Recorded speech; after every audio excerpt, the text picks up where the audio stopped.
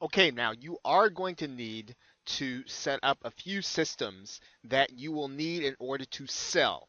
Now, in some cases, when you're selling as an affiliate, the system is already going to be set up for you. However, if you're going to be selling anything other than something as an affiliate, you are going to have to take payment and you are going to have to deliver.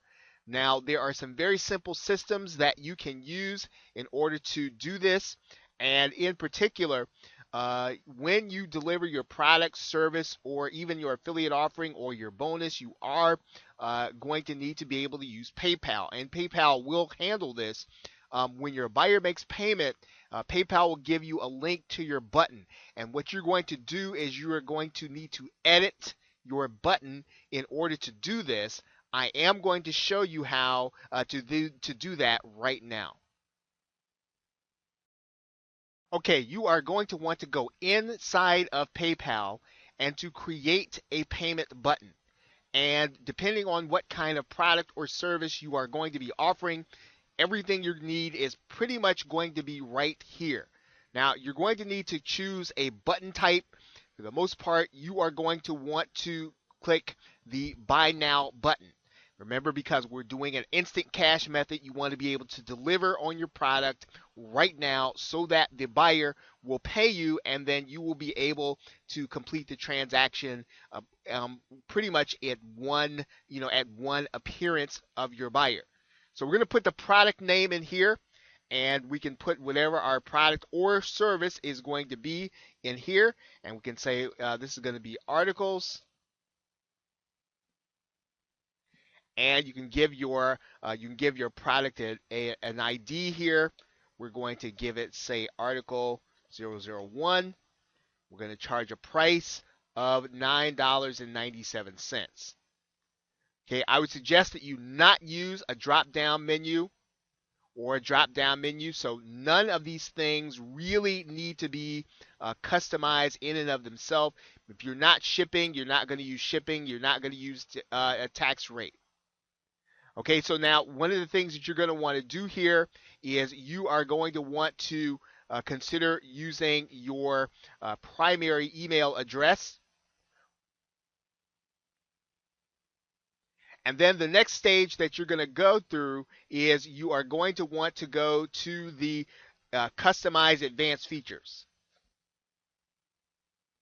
Now, when you customize your advanced features, when you deliver, you're not going to want to change quantities, unless that applies to the product you're offering.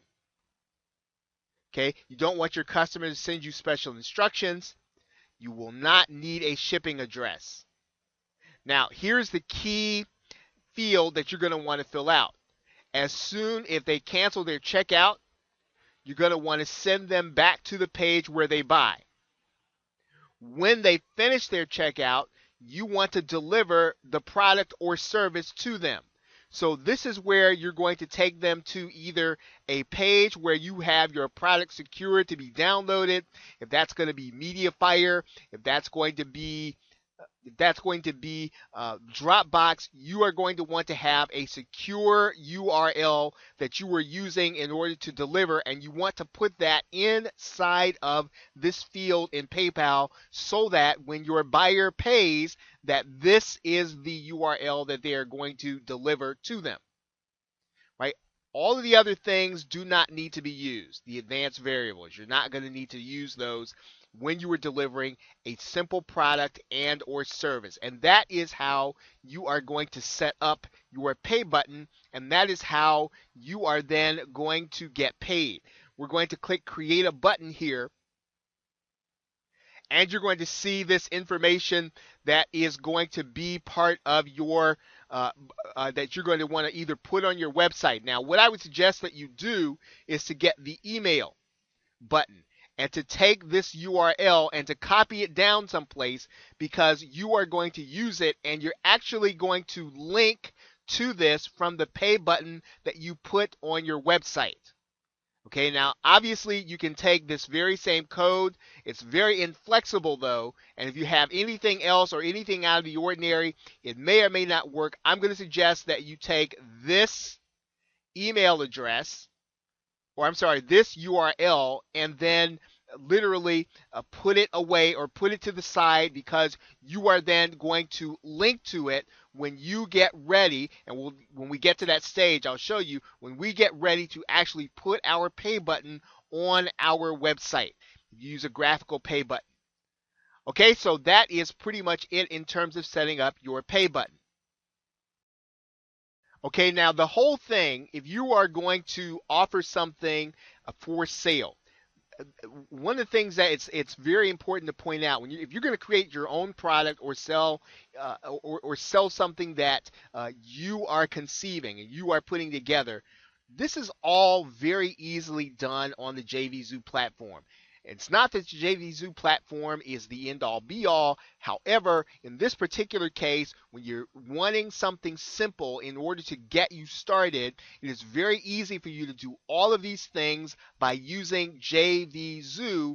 I'm going to be showing you how to do that in this course. Now, the other thing that you're going to want to know is if you choose to use your Blogger blog. Okay, if you choose to use your Blogger blog, you are going to want to keep your whole page very simple. As a matter of fact, I suggest that you eliminate all of the distractions on your sidebar. Let me show you what I mean when I say that. Okay, when we create our page, this is here. And when we have a page and we're going to bring people to some of these pages, we don't want this here. We want to eliminate any unnecessary distractions from the buyer when they come here, so that all they see is the content, or all they see is the pay button, or the pay button and your content. So we're going to go inside of Blogspot or Blogger right now and eliminate this box. Okay, so here's your sidebar. We're going to go inside of here. We're going to edit it, and we're going to remove it. Okay, so now there's nothing there. We're going to go here and we're going to eliminate the blog archive. We're going to remove it. Okay, so now there's nothing in the sidebar, and for the most part, the only thing that's going to be here is going to be your post.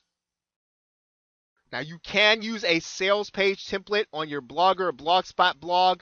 That's going to be beyond the scope of this course. They are available. You go to the link here, you can click it, and you can get a sales page template. One of the cautions that I would give you is that those sales page templates for the Blogger blog tend to be on sites that tend to be insecure and sometimes have viruses. I'm going to suggest that you keep it simple. You want to get things started, and you want to use your simple Blogspot blog until you can afford to get your self-hosted WordPress blog. Okay, so I would not bother with a sales page template right away. Go ahead and make your first sale. Use those monies in order then to go ahead and get your self-hosted WordPress blog.